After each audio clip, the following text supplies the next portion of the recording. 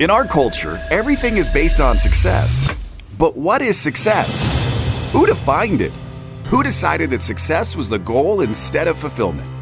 What happens if we shake up that definition? What if we make our own definition of success? My name is Tony Grebmeyer, and on this podcast, I'm going to dig deep into the real stories behind success. Join me as I interview other entrepreneurs who've climbed up Success Mountain and have come back down to share their stories so you can succeed. If you're ready to join a community of other entrepreneurs redefining success and finding fulfillment, go to BeFulfilledLife.com and join the community. Now, let's dive into today's show.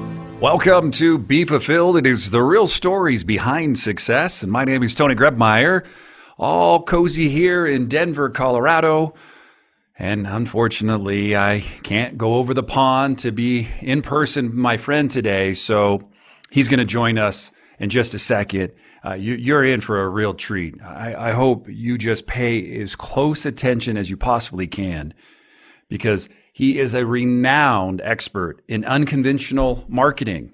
This is somebody for the last 11 years. He has hosted the #1 entertaining web TV show on marketing called Help My Business. He is also the author of not 6, but 7. That's right, 7 best-selling books, including his brand new book, Walt Disney's Way. He is also the host of Sam Event and has become the TED Talk of the entrepreneurial world. Please welcome to the show a friend of mine who is very near and dear. He's written an article, too, for the Be Fulfilled magazine, Mr. Andrew Locke. Thank you, Tony. What a pleasure to be with you today. Well, you know, we met on a plane. We did, yeah. We did. We met on a plane. We'd seen each other before, but we sort of connected, didn't we, on the plane? We did, and I'm excited that if I could, I would be on a plane, be sitting next to you, and we would have had this interview in person, but the world is what it is right now. Do you like Europe? I love Europe. You know that I was supposed to be back from Europe just a couple days ago. I would have been 3 weeks. Yeah, I love Europe. Europe is probably, if I could, I would be there as much as I possibly can. Yeah, it is. It's so much variety. Having lived in the States for 16 years, coming back here this year really kind of reminded me of how varied it is. You know, I just went to Malta last week, which is just south of one of the smallest countries in the world, actually, small island off the south coast of Italy and east of Tunisia. And the history there is ridiculous. You know, it traces back to 5,000 BC, and, you know, they have a lot of remnants from thousands of years BC. It's incredible. Isn't that the one? It's like walking into a film set. Isn't Malta the place that gets fought over? Who technically owns Malta? Like, I think at different times. Well, it did at one time. It was under British rule for about 100 years. Went back to Malta in the 70s, I believe. And so pretty much everyone speaks Maltese and English. No, I love it. Great place to visit if you haven't. If I'm not mistaken, there is a Starbucks right near the church in the square, and I went up there the last time I was there and got myself some Starbucks. Hey, so Andrew, I ask every guest this one question to help kick off the show and get us walking towards the top of Success Mountain, because we can't stay there. We try very hard to get there. What is your definition of success? Well, that's an interesting question, isn't it? Because you're right. There are so many different possibilities. For me, I have thought about that question over the years, and it's changed. I used to be very much a workaholic, but, you know, like most of us, we reach a point where we start to reevaluate things. And today, for me, success is about freedom, really. Fundamentally, it's about freedom of choice, living the life that I want to live. And for me, that is very much relating to travel. You know, it's one of my biggest passions, and one of my brands as well. So yeah, freedom of choice. So there was a time when it was more financial, but that's changed. Yeah, that's a great question. I'm intrigued to know what other people have said. Well, you know, the good thing is your answer is in alignment with them. And Success comes and goes, right? We talk Yeah. about it. You can find yourself in just a bundle of success. It's one thing after Yeah. another. And then all of a sudden you can fall down and you feel like success is not obtainable again. And, I love a quote from Jim Rohn. He says, the same wind blows on us all, the wind of opportunity and the wind of disaster. And it's nothing more than the set of our sail, right? That's what uniquely makes Wow. us as individuals different, is the set of the sail. Because there was a period of time in my life where, maybe on paper I would look successful, but I was falling apart. And it was a conversation that shifted my kind of like relational being with money and health and family and all of that kind of change. And so freedom is right up there. It's probably one of the top three. And I'm just so blessed. We met during an event at a mastermind group in Mexico, coming back, got a chance to sit next to you, and you got a chance to meet my wife. And we just had just an incredible conversation. And one of the things that just fascinated me about you is you have this big passion for just helping. That is evident more and more. You've written 7 books, so I know that you have this story of like, hey, let me just share kind of my knowledge with the world. And even in your intro and talking about you were saying travel, and travel is a huge part for me. So I just think we're in for a real treat. My mom and her husband, they live 6 months out of the year in Brixworth, Northampton, and 6 months in the year in Las Vegas. Interesting. And so, that's what makes kind of travel so for me. When I met you, I'm like, I want to be like Andrew. I just want to travel. So let's talk shop for a few minutes. You've done a lot. You're unique in so many different ways. And when I tell people they're unique, don't think you're unique. I'm not looking at it. But what makes you uniquely you is what you've been able to do with the talents you've been given and the things you've acquired along the way. That's what makes you unique. There is only one Andrew Locke. So let's talk about first your marketing show. I'm fascinated by it because you've only been doing it 11 years, and I'm not quite sure how long YouTube's been around, but I want to kind of say it's somewhat maybe right around the same time. That's right. So that was one of the things that sort of triggered it, I guess. There was a time you would remember, I'm sure, where it wasn't really practical to do video online because, you'd have these postage stamp size videos and it was very jerky. But then the technology changed and YouTube was one of the real milestones. And when YouTube came out, I saw an opportunity that fit one of my strengths because my original background coming from England was I was a BBC cameraman and then TV producer. And so one of the things I knew how to do was to make high quality content. And it was actually in 2008 that it started, the show. It was originally called Help, My Business Sucks. And I changed the name after, I don't know, 6 or 7 years, something like that, only because the audience became more international. It started off mainly American audience where, the word sucks is very familiar, but it is quite an American word. And so I changed the name to Help My Business. But it definitely got a lot of attention fast for being one of the first business video podcasts. Of course, podcast is a word that Apple uses a lot, or some people say web TV show. But yeah, it was just something where the stars aligned, and I saw this opportunity to use my strength as a producer from my background. I love it.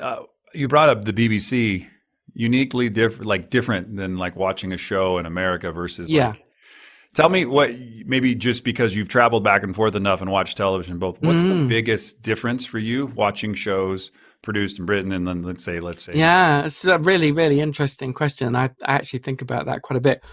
There's a number of differences. One sort of overt difference is that how would I put this? There's much more attention in American shows to the look of presenters. So, in terms of glamour and so on, in Britain, you will often see shows with real experts who don't particularly look that good, but they're good at presenting and they know the subject inside out. Whereas in the States, there's much more attention on how the person looks. So that's one difference. Also, another big difference is the sensationalism factor is much more prominent in many shows in the States, especially when you look at reality shows or things like that.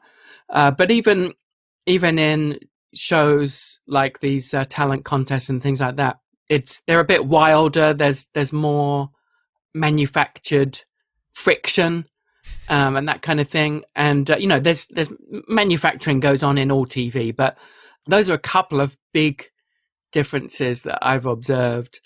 Yeah, that's sort of the best way I can explain it, really. But they're very big differences. Yeah, I think some of it is a lot with the filming, like the way that they're filmed too, just like the angles. Oh yeah, for sure. There's different stylistic. And then also I have a couple shows. So I've stayed in Moms for a week or two at a time, and we turn on there's a really cool Fixer Upper show that I've watched there. There's another. They go around and they buy stuff at shops and they try to resell it and see how much money they can make. You can see how America is influenced by what it sees in other countries and then tries to bring in Hollywood polish it more or less to give it their kind of version. So I really appreciate you kind of giving it that nice spin, because I really think here in America, we want the controversy around it, where like in Britain, they're just like, hey, there's a house, we fixed it, let's see what we can rent it for. Yeah, right? it's very true. And another good example would be the difference between the British Office and the American version of The Office, the TV show. The British version was very raw, and it was more real. Initially, when the American one came out with Steve Carell, I didn't like it because I compared it directly to the British one, but then I started to look at it on its own merits, and I quite enjoyed it because Steve Carell brought such a different element of characteristics to the key character of the boss. But it was much more slick, much more glamour than the UK version. So yeah, it's an interesting one to compare. PBS does a great job with shows that they don't have quite the polish of the BBC, I would say, but there's a lot of commonality between PBS shows and the British TV. No, I agree, and I think it's great. And one of the reasons why I bring it up is, you being a former cameraman and you have a great eye. When I remember I recorded a segment for your show, I was just so impressed with how you pieced it all together. And I'm like, oh, that's a full production group. I mean, that's a lot of work. So I really appreciate that. But I did read in your intro that you've written a new book, and I love the fact that we got a chance to see some of your kind of work a little bit in our Be Fulfilled magazine we have here at Ship Offers, talking about Walt Disney and what kind of some of the lessons you learned. And getting ready for the show today, you were very excited to say, hey, look, I've got a new book. And so let's talk about Walt Disney and your new book. I'm really, really proud that you're going to showcase and share just a little bit with us here. And so talk a little bit about what took you as a passion project, something that you've been really excited about to finally get that book out. Yeah, thanks, Tony. It all started for me when I was in my early teens. I was in England and went for a routine checkup at a doctor's. And when I was sitting in the doctor's waiting room, I picked up a Reader's Digest magazine, and in there was an article about Walt Disney.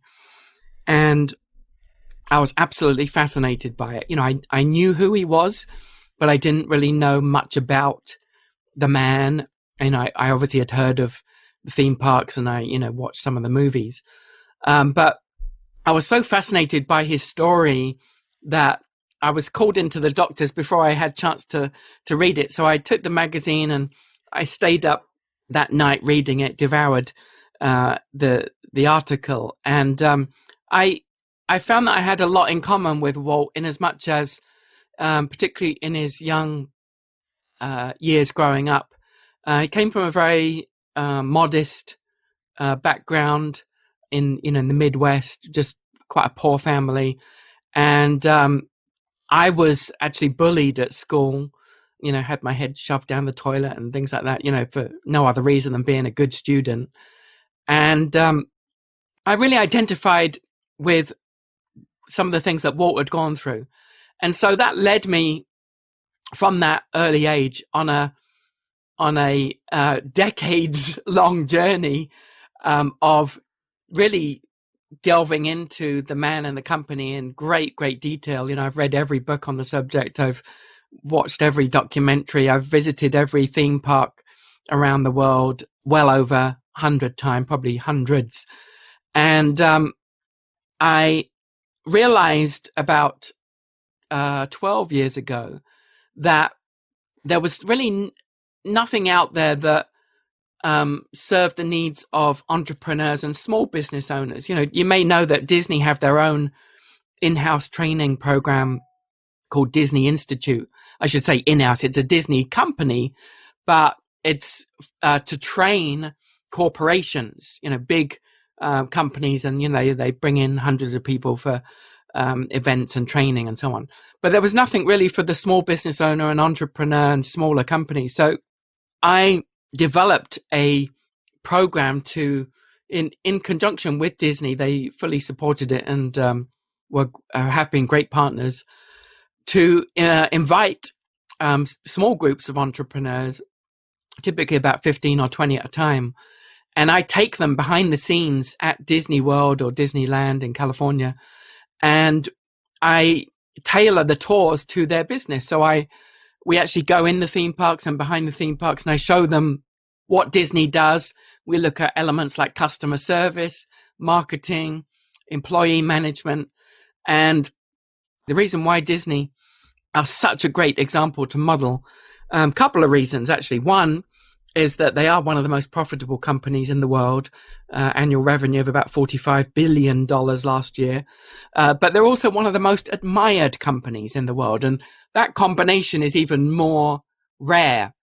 So they're in the top 5 of the most admired companies in the world. So there's so much to learn from them. And when you trace all the things that they do today back in time, it all goes back to Walt. Walt really was a visionary. He was a genius. He was an absolute marketing ninja. And so that's what led to me writing this book. It was a 3-year project, resulting in the book called Walt Disney's Way. And I'm so thrilled that it's been so well received. I've had such great reviews already. And really, of all the books that I've written, this is definitely the most exciting because it's taken the longest, but it's also the very specific topic that I could really dive into deep.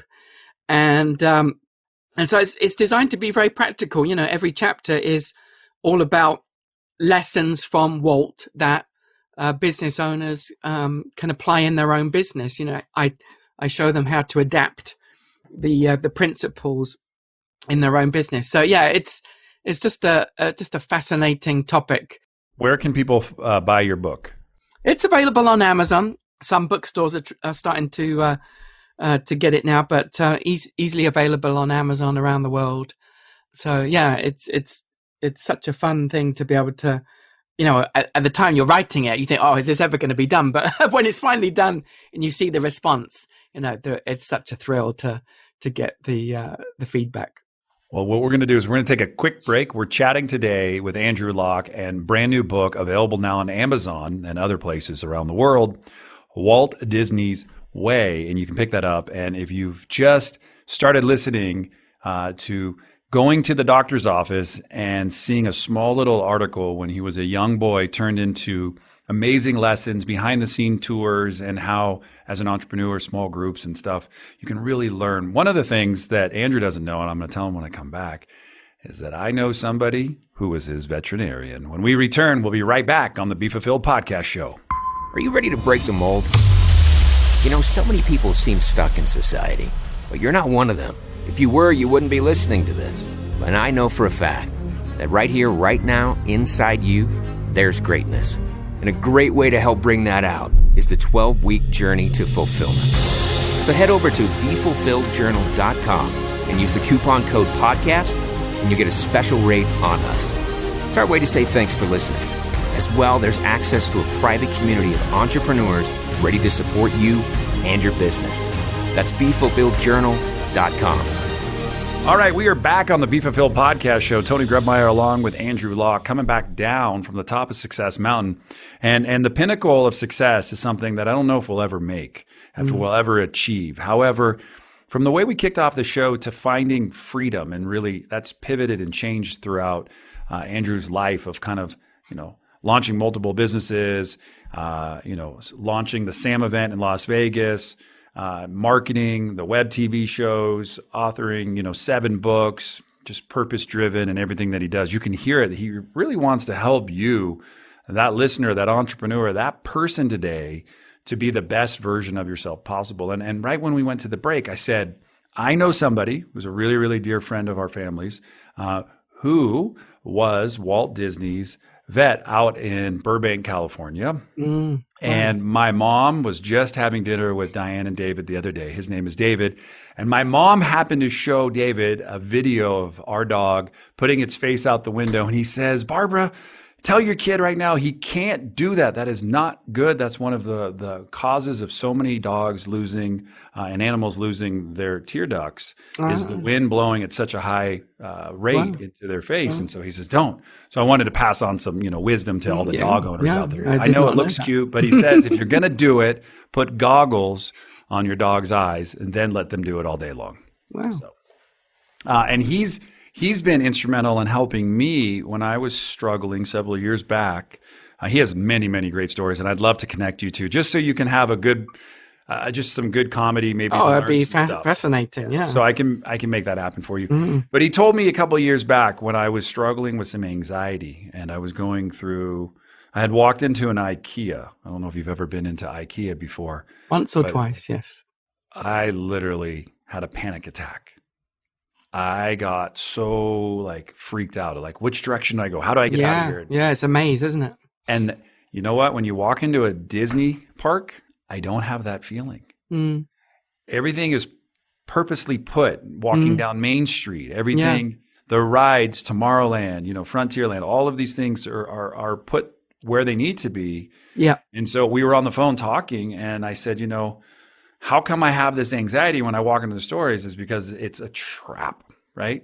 And your body is trying to find its survival. When I go to Disneyland, I don't have that experience. I have the freedom, which you talked about in the beginning, of being a kid, right? And just when I was in Tokyo last year and we went to Disneyland, it was amazing. I felt like I was walking a little different Main Street, but you felt very much free.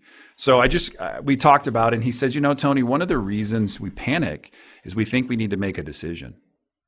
And he told me, hey, just take a deep breath and stay right where you're at. You don't have to move. No fight, no flight, just stay. And I tell you, I've been able to walk into IKEAs all around, and I've had no issues. And every time I've ever walked into a Disney park, I literally, other than it cost me a lot of money, it's amazing. So I really, just for a couple more minutes, if you don't mind me chat. Yeah.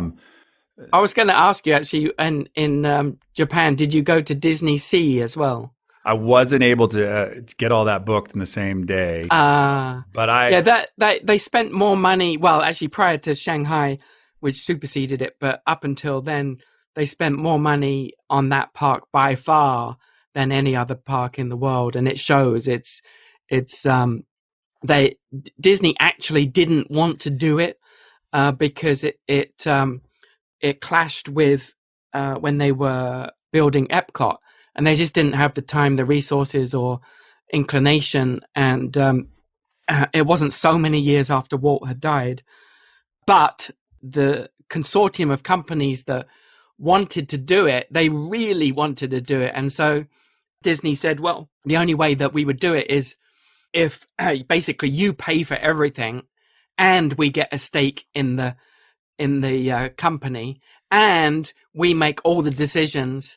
And immediately they said, "Yeah, okay, it's a deal." And they just weren't expecting them to say yes. And so that's kind of how it happened originally. But it really, really shows in the level of quality and the detailing and just everything about those parks. And of course, they're spotlessly clean too. Oh.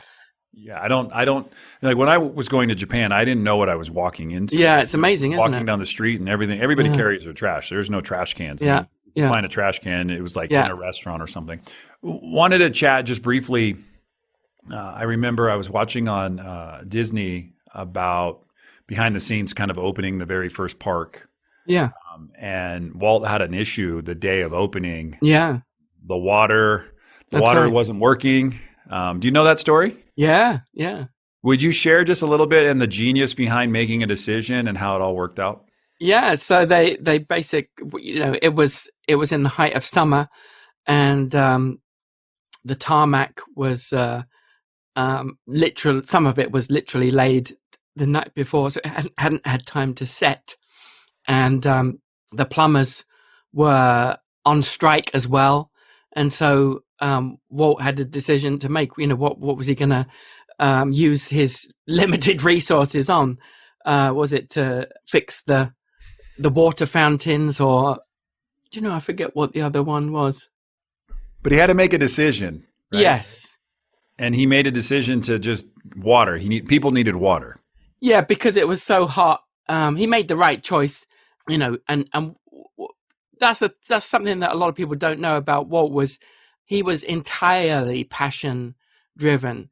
The whole reason for the park was because he had been going to these dirty fairgrounds in Los Angeles and taken his daughters there, and he was sitting on a bench thinking, wouldn't it be great if there was a place where it was clean and tidy and just beautiful surroundings, and that's what initiated it. It wasn't money, and even in his later years, he said the same thing. He said, "I've never been motivated by money." He said, "Of course, it does take a lot of money to build these things, so it can't be ignored, but that was never the reason behind it." And again, that really shows in Disneyland.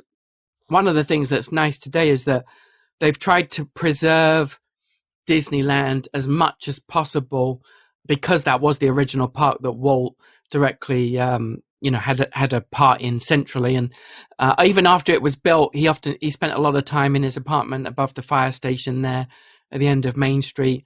And one of the things he loved to do was serve people in the ice cream parlor at the end of Main Street, which was his favorite shop because he loved ice cream. And those that worked with him say that his scoops were always by far the most generous.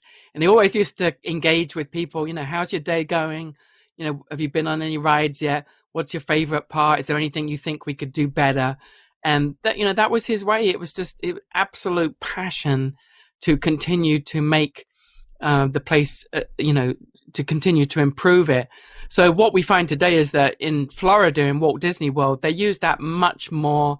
The turnover of attractions is far greater, and they're not shy to make new innovations there, but they're much more cautious about changing things at Disneyland for that reason, because of the sort of heritage and the fact that, Walt was so much hands-on in that park, and you talked about the layout earlier. That was all Walt. He came up with the idea of having this hub in the middle, the hub and spoke, so that people could always orient themselves, as to where they were. They could always go back to that hub, if they got lost.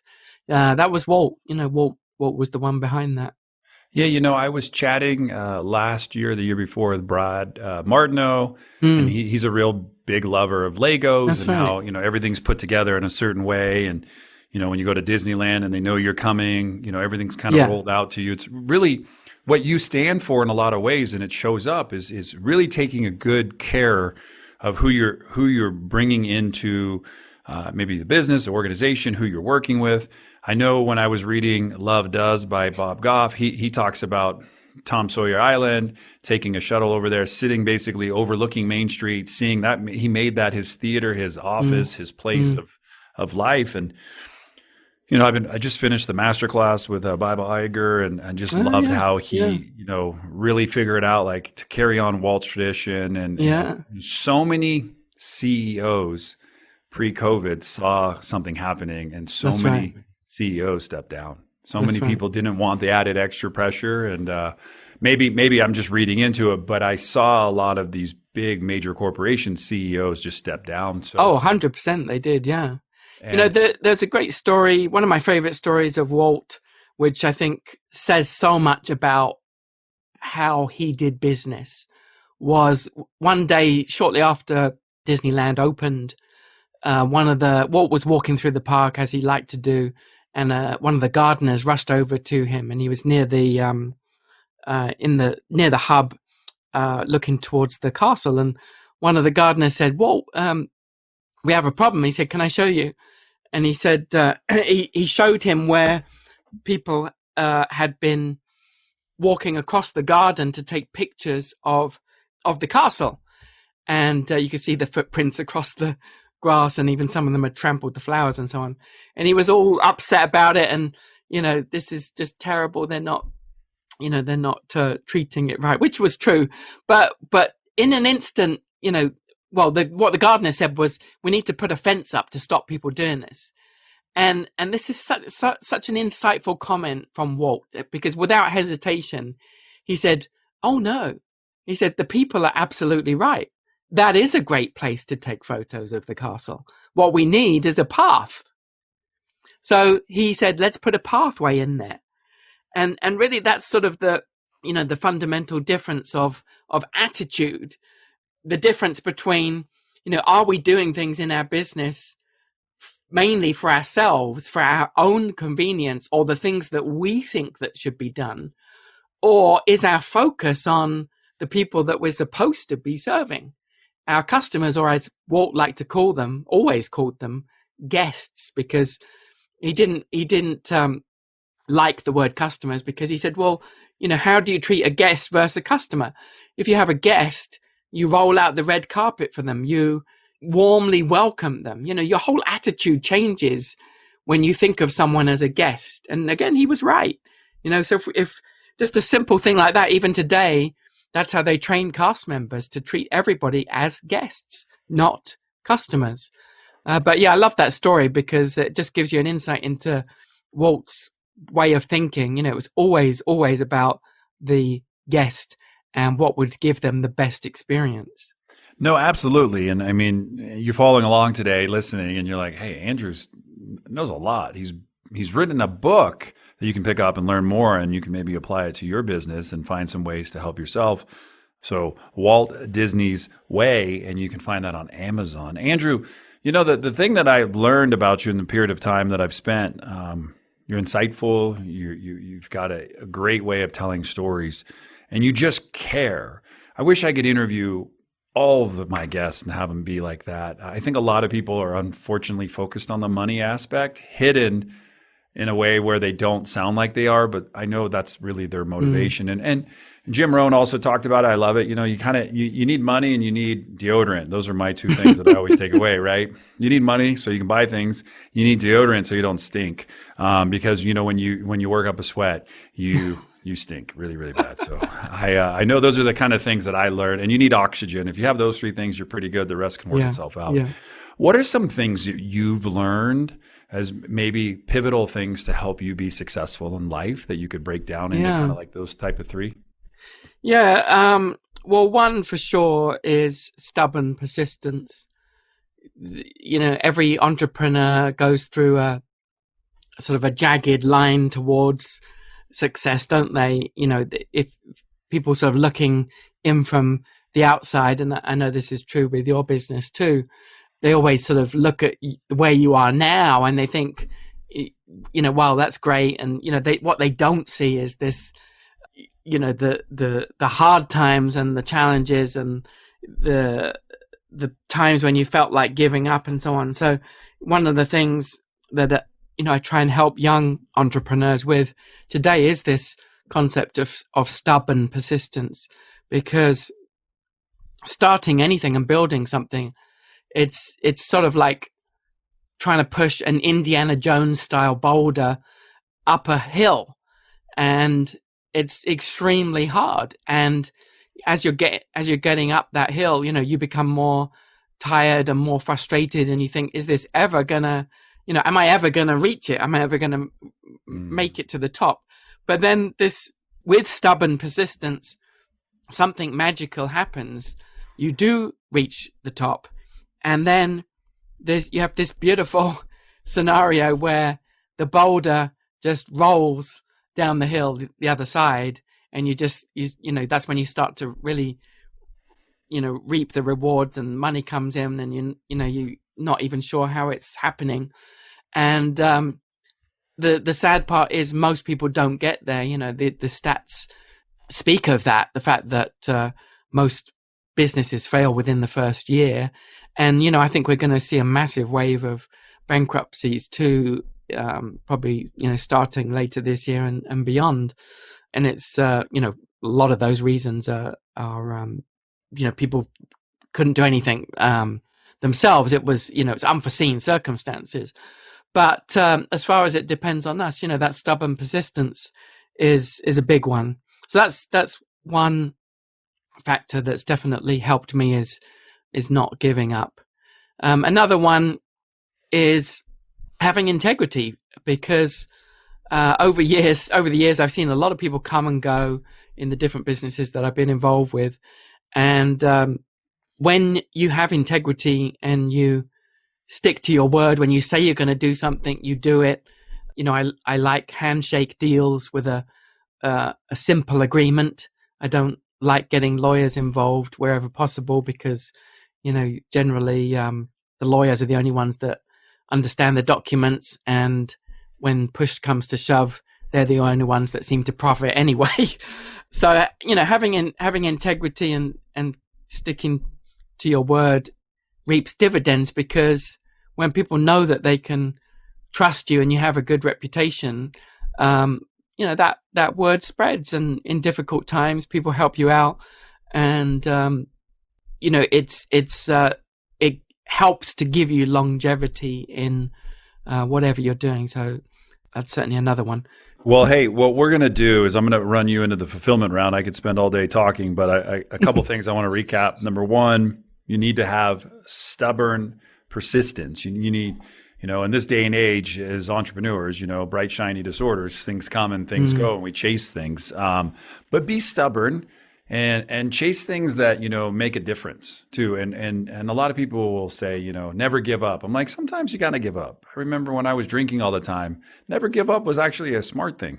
Yes. I needed to give up because that helped. And I knew that deep down inside, there was something else for me. Sometimes as an entrepreneur, and when you're going up Success Mountain, you get off on the wrong path. And instead of going up, you're actually going sideways, which leads you back down to the bottom. So it's okay to try. And we call that test. My buddy Kevin Cohen always gave me that test. You're never done testing as an entrepreneur. Second thing is integrity. And that I love it. I'm right in alignment with it. You have great integrity. You have your word. That's all you have on this planet. So make sure, get a deal done. Handshake, small little contract, everybody feels good, and get to work, deliver what you say, or don't say it at all. So I love that. Remember, you pick up Andrew's book today, Walt Disney's Way, on Amazon. We're going to bring you now into the fulfillment round. We'll have some fun. I'm not asking you to lie because you said integrity. However, I am asking you to play along no matter what gets asked. Are you ready? Just say, I am ready. I am ready. And now it's time for the fulfillment round. No phoning a friend, no using the Google machine, no digging into storage for the Encyclopedia Britannicas.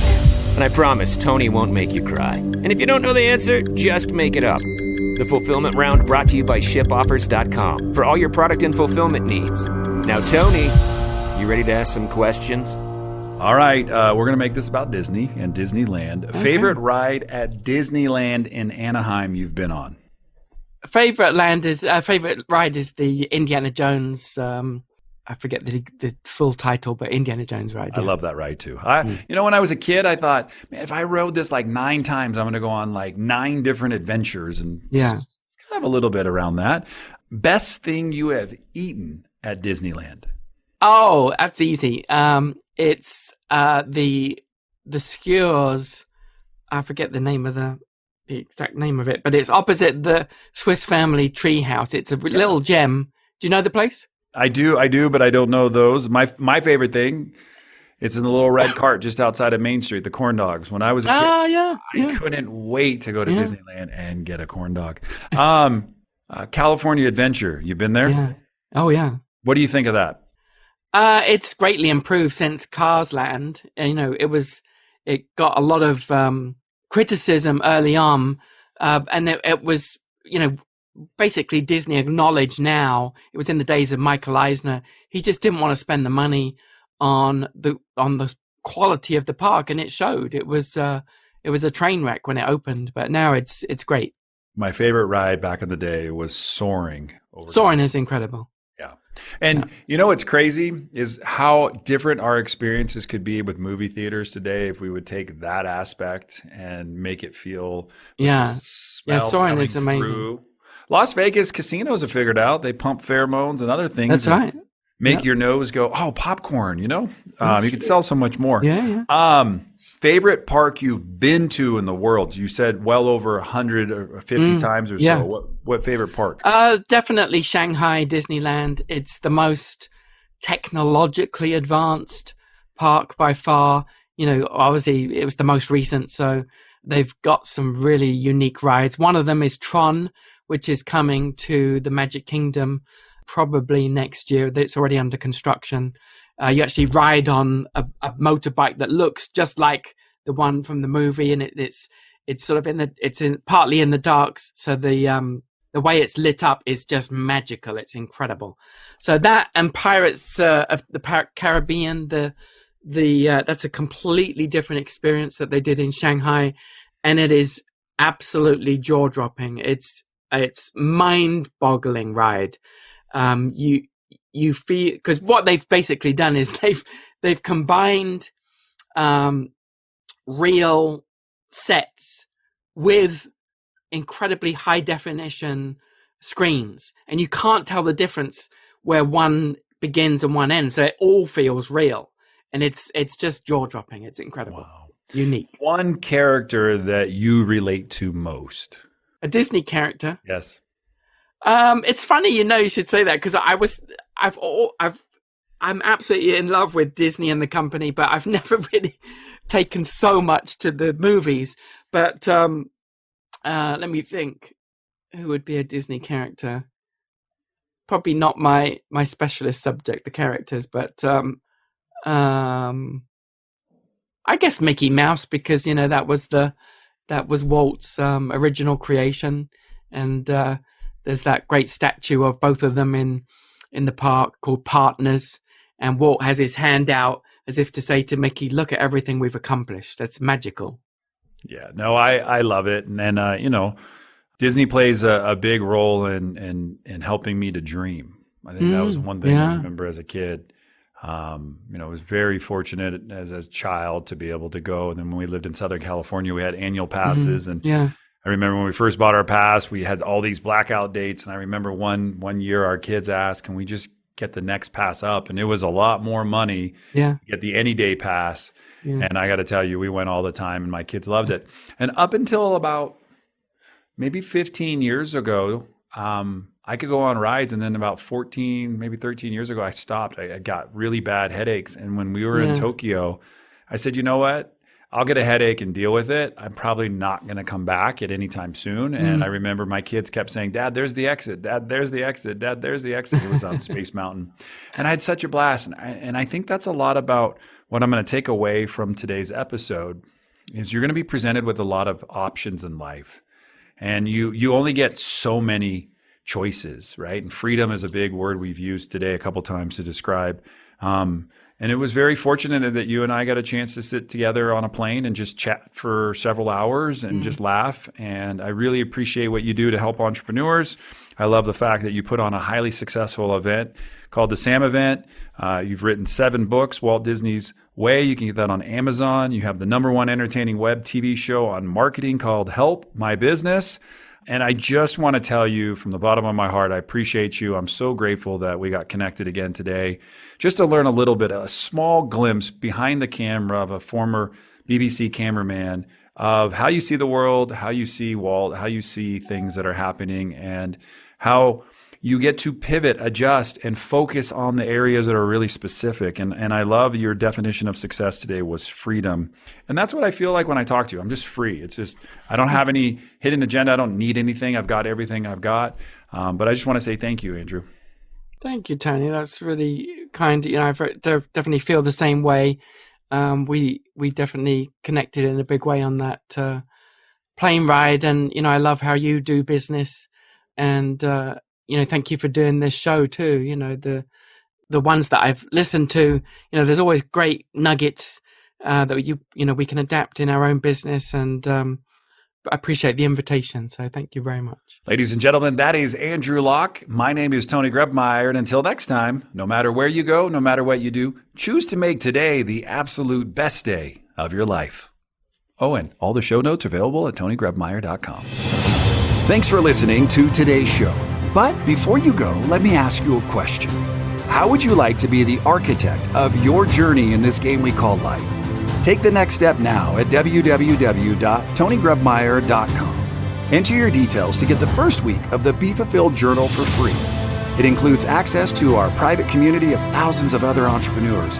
It'll give you more clarity and freedom in your day. And it might just change your life forever.